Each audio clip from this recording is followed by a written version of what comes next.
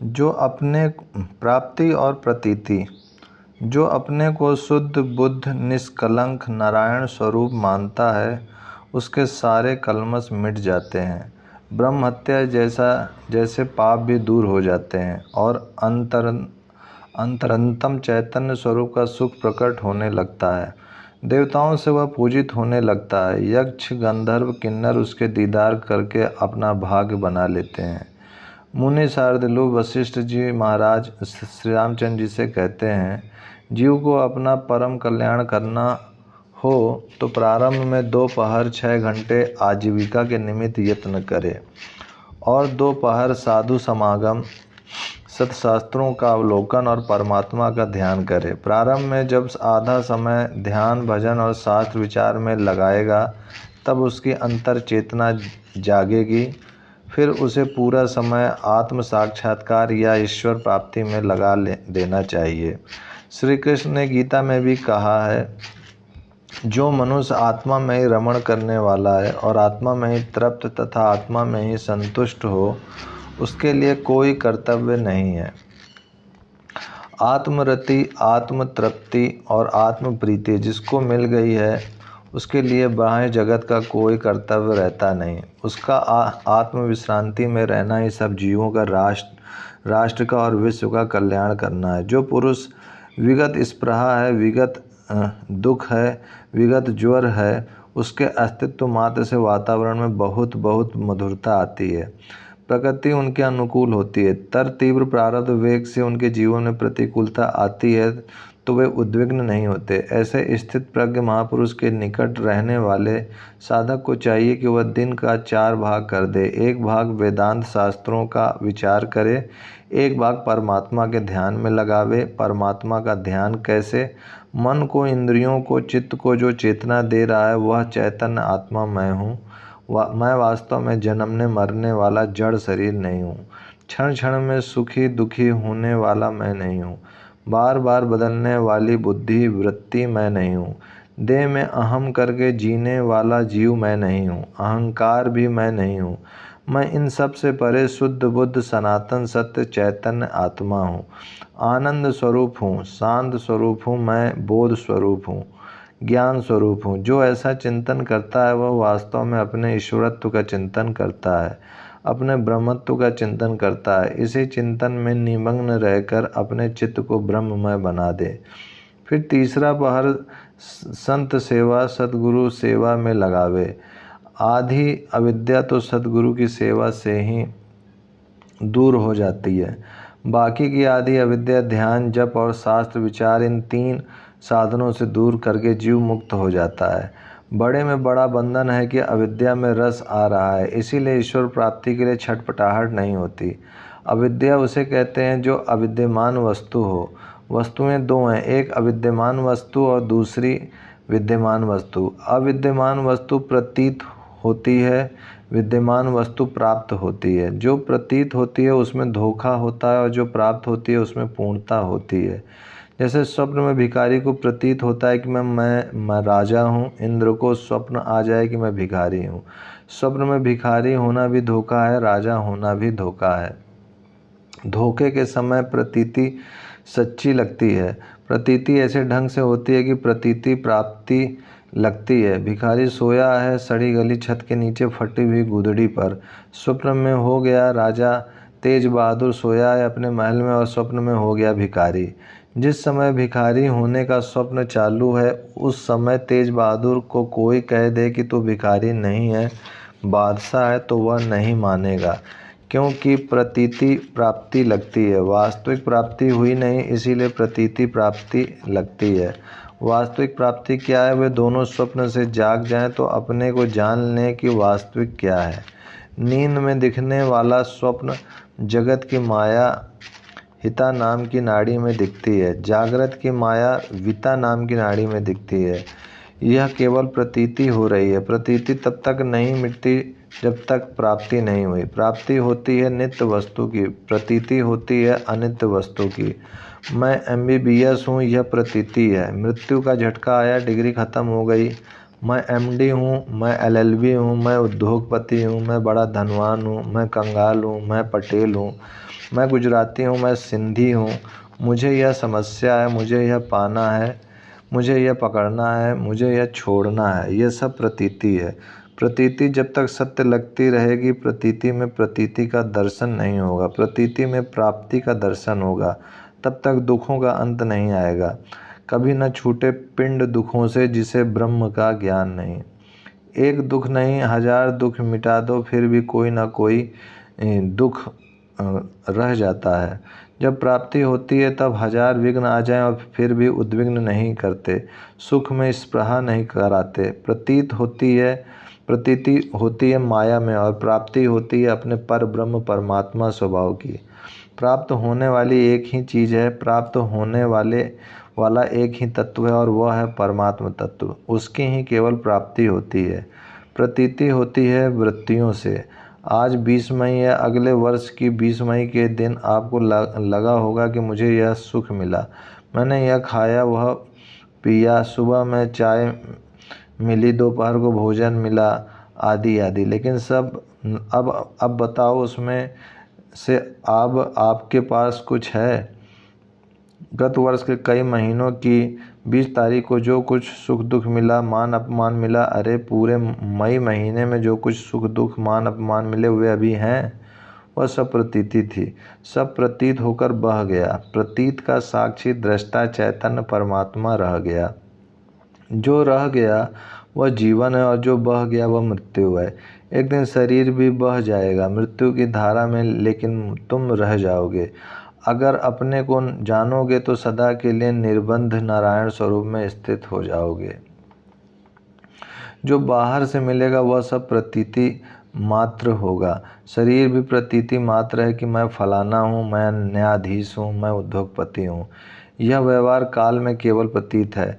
मैं गरीब हूँ, यह प्रतीति है। जैसे स्वप्न की चीज़ों को साथ में लेकर आदमी जाग नहीं सकता, ऐसे ही प्रतीति को सच्चा मानकर परमात्म तत्व में जाग नहीं सकता। शिव जी पार्वती से कहते हैं, उमा कहूँ मैं अनुभव अपना, सत्य हरि भजन जगत सब सपना।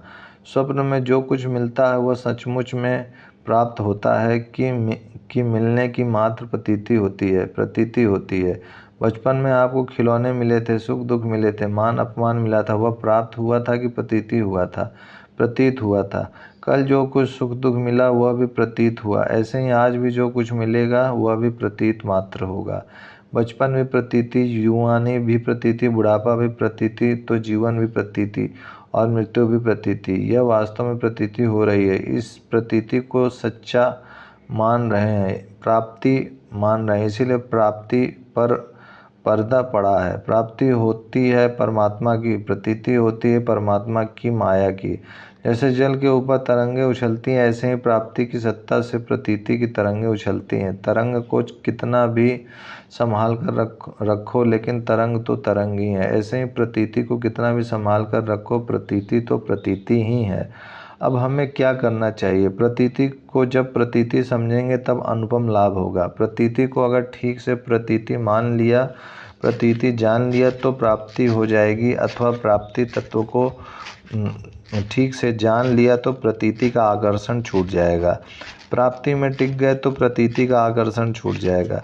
प्राप्ति होती है परमात्मा की और प्रतीति होती है माया की। प्रतीति में सत्य बुद्धि होने से उसका आकर्षण रहता है, उसको कहते हैं वासना। वासना पूर्ण करने में कोई बड़ा आदमी विघ्न डालता है तो भय लगता है, छोटा आदमी विघ्न डालता है तो क्रोध आता है, और बराबरी का आदमी विघ्न डालता है तो ईर्ष्या होती है।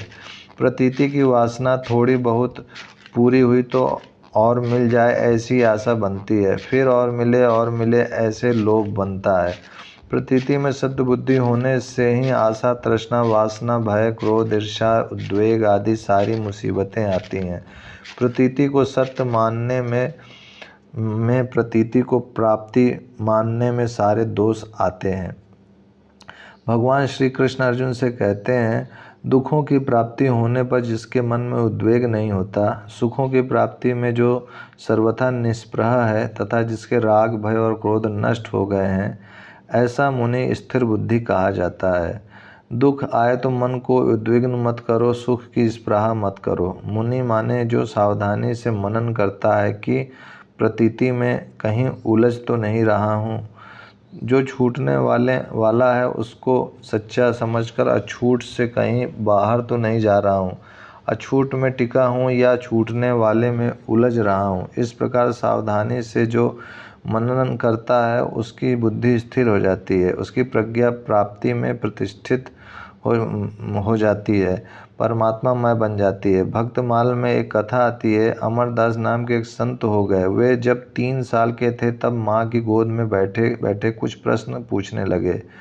माँ मैं कौन हूँ? बेटा तू मेरा बेटा है। तेरा बेटा कहाँ है? माँ ने उसके सिर पर हाथ रखकर उसके बाल सहलाते हुए कहा, यह रहा मेरा बेटा। ये तो सिर और बाल है। माँ ने दोनों गालों को स्पर्श करते हुए कहा, यह मेरा गुल्लू। ये तो गाल है। हाथ को छूकर माँ ने कहा, यह है मेरा बेटा। ये तो हाथ है। अमरदास वास्तव में गत जन्म के प्राप्ति की ओर चलने वाले साधक रहे होंगे, इसीलिए 3 साल की उम्र में ऐसा प्रश्न उठा रहे थे। साधक का हृदय तो पावन होता है। जिसका हृदय पावन होता है वह आदमी अच्छा लगता है। पापी चित्त वाला आदमी आता है, उसको देखकर चित्त उद्विग्न होता है। श्रेष्ठ आत्मा आता है, पुण्यात्मा आता है तो उसको देखकर हृदय पुलकित होता है। इसी बात को तुलसीदास जी ने इस प्रकार कहा है, एक मिलत दारुण दुख दे वहीं, दूसरा बिछड़त प्राण हरि ले वहीं। क्रूर आदमी आता है तो चित्त में दुख होने लगता है। सद्गुणी सज्जन जब हमसे बिछुड़ते हैं, दूर होता है तब मानो हमारे प्राण लिए जा रहा है। अमरदास ऐसा ही मधुर बालक था। माँ का इतना वात्सल और फिर इतना समझदार बेटा 3 वर्ष की उम्र में ऐसे ऐसे प्रश्न करे, हृदय में पूर्ण निर्दोषता है। निर्दोष बच्चा प्यारा लगता ही है। माँ ने अमरदास को छाती से लगा लिया, यह है मेरा बेटा। यह तो शरीर है। यह शरीर कब से तेरे पास है? या तो शादी के बाद आया मेरे पास? तो माँ उसके पहले मैं कहाँ था? शादी के बाद तेरे पास मैं नहीं आया। तुम्हारे शरीर से मेरे शरीर का जन्म हुआ। तुम्हारी शादी के पहले भी मैं कहीं था। इसका अर्थ है कि शरीर मैं नहीं हूँ। ये शरीर नहीं था तब मैं भी था, तब भी मैं था। शरीर नहीं रहेगा तब भी मैं रहूँगा। तो वह मैं कौन हूँ? मैं कौन हूँ इसकी खोज प्राप्ति में पहुँचा देती है। मैं आसाराम हूँ, मैं गोविंद भाई हूँ, यह प्रतीति है। यह शरीर भी प्रतीति है। शरीर के संबंध भी प्रतीति है। शरीर से संबंधित जड़ वस्तु या चेतन व्यक्ति आदि सब प्रतीति मात्र हैं। प्रतीति जिसकी सत्ता से हो रही है वह है प्राप्ति। शरीर भी प्रतीति, इंद्रियां भी प्रतीति, हाथ भी प्रतीति, आँख भी प्रतीति, कान भी प्रतीति। आँख ठीक से देख रही है कि नहीं देख रही है, कान ठीक से सुन रहे हैं कि नहीं सुन रहे हैं, यह भी प्रतीति हो रही है। मन में शांति है कि अशांति, इसकी भी प्रतीति हो रही है। बुद्धि में याद रहता है कि नहीं रहता, इसकी भी प्रतीति हो रही है। प्रतीति जिसको होती है उसको अगर खोजोगे तो प्राप्ति हो जाएगी, बेड़ा पार हो जाएगा। हम लोग गलती करते हैं कि प्रतीति के साथ अपने को जोड़ देते हैं। प्रतीति होने वाले शरीर को मैं मान लेते हैं। हम क्या हैं? हम प्राप्ति तत्व हैं। उधर ध्यान नहीं जाता। मंदिर वाले मंदिर में जाकर आखिरी यमपुरी पहुंच जाते हैं, स्वर्गवादी में पहुंच जाते हैं। मस्जिद वाले भी अपने ढंग से कहीं ना कहीं पहुंच जाते हैं। अपने आप में आत्मा परमात्मा में कोई बिरले ही आते हैं। जो प्राप्ति में डट जाता है वह परमात्मा में आता है और बाकी के लोग लोकांतर में और जन्म मरण के चक्कर में भटकते रहते हैं। धन्य तो वे हैं जो अपने आप में आए, परमात्मा में आए। वे तो धन्य होते ही हैं। उनकी मीठी दृष्टि झेलने वाले भी धनभागी हो जाते हैं। दैत्य गुरु शुक्राचार्य राजा वृषपर्वा के गुरु थे। वे उसी के नगर में रहते थे। शुक्राचार्य की पुत्री थे देवयानी। उसकी सहेली थी वृषपर्वा राजा की पुत्री शर्मिष्ठा कुछ अपने स्वभाव की थी, प्रतीति में उलझी हुई लड़की थी। शरीर के रूप लावण टिपटाप आदि में रुचि रखने वाली थी।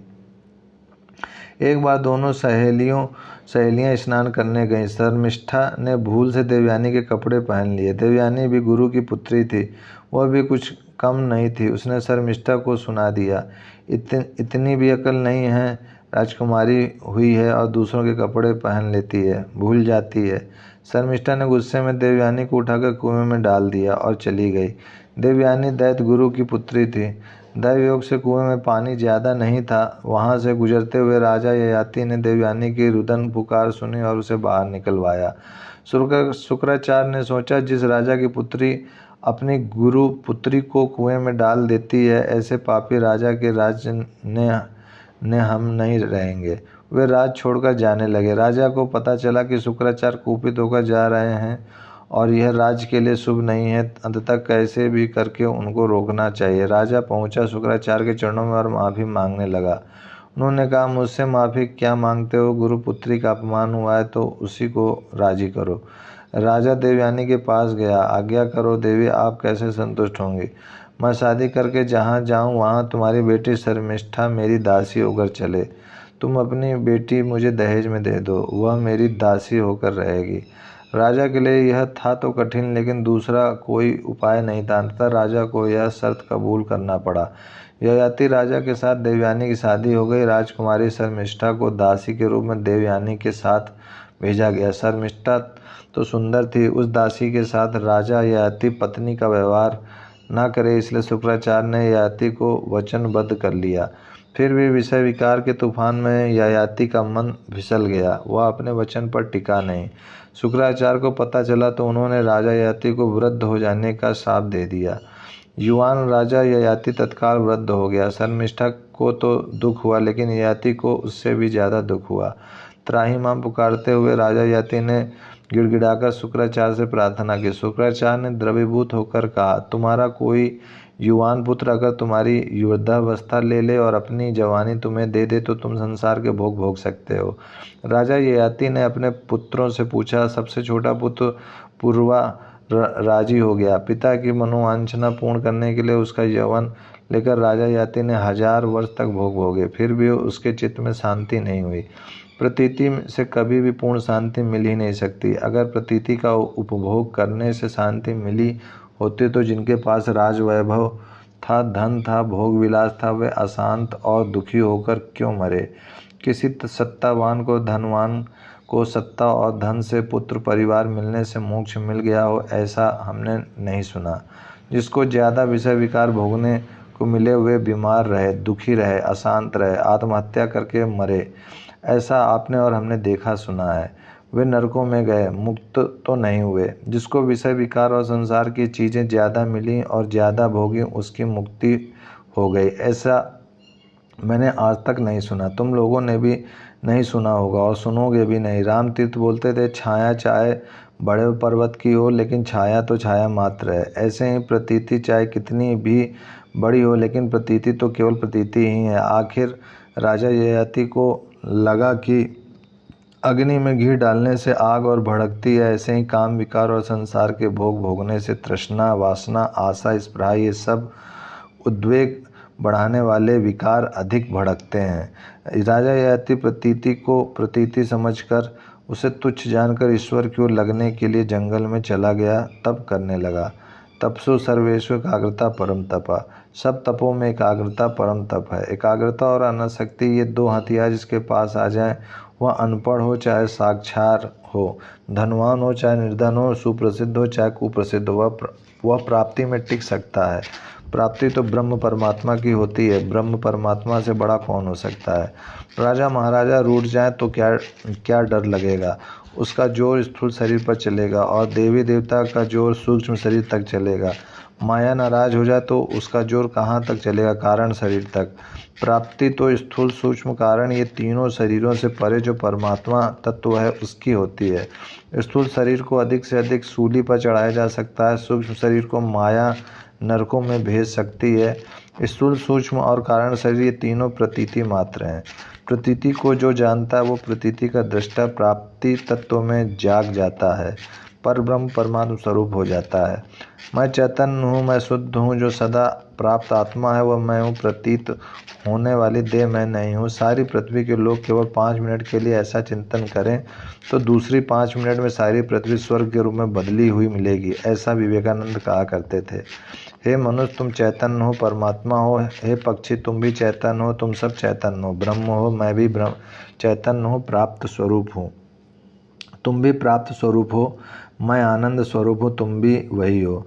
मरने जन्मने वाला शरीर तुम नहीं हो, सुखी दुखी होने वाला मन तुम नहीं हो, निर्णय बदलने वाली बुद्धि तुम नहीं हो, रंग बदलने वाला चमड़ा तुम नहीं हो, भूख और प्यास लगाने वाले प्राणों की धौकनी तुम नहीं हो। ये सब प्रतीति है। इन सबको जो देख रहा है वह प्राप्ति स्वरूप चैतन्य तुम हो, तुम अमर आत्मा हो। इस प्रकार के चिंतन गुरु करवावे और से सच्चाई से करने लग जाए तो उसी समय वातावरण सुखद हो जाए।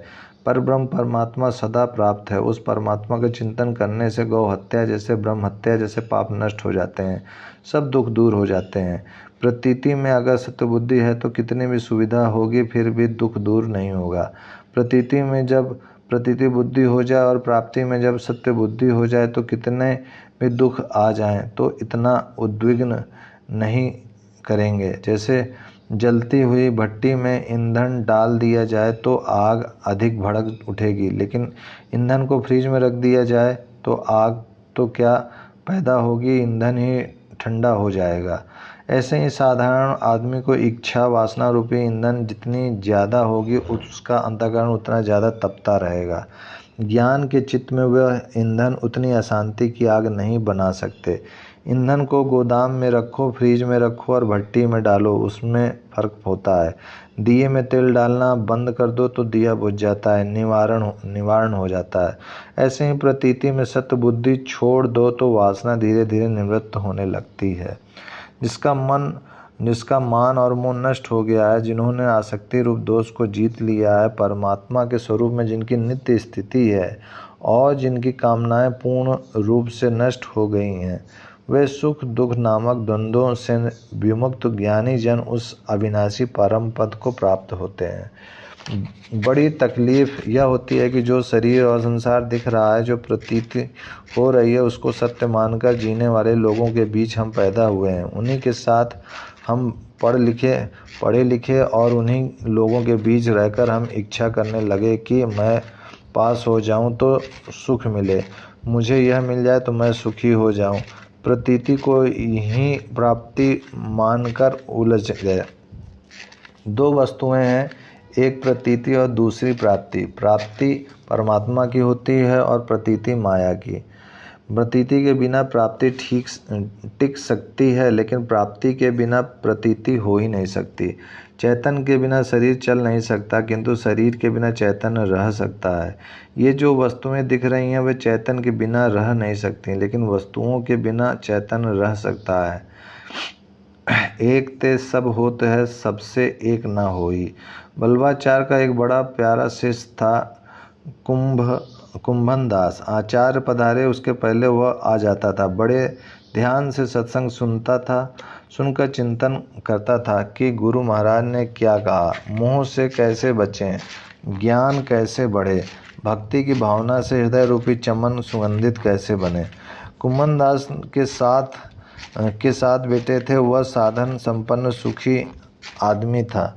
एक दिन गुरुजी के समक्ष भक्त शिष्य समुदाय बैठा था। गुरुजी ने कुंभन दास का हाल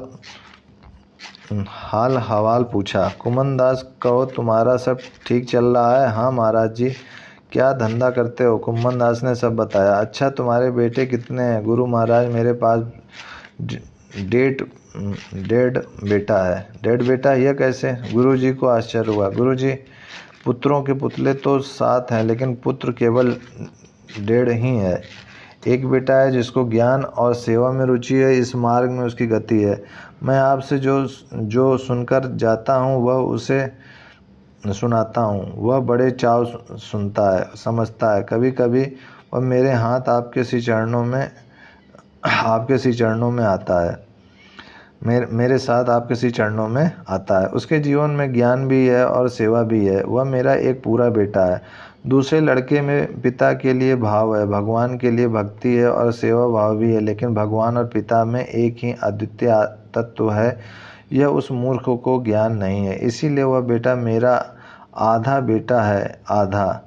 पिता को पिता समझकर पूजता है, भगवान की मूर्ति को भगवान समझकर पूजता है, लेकिन भगवान का तत्व और पिता का तत्व एक ही परमात्मा का है।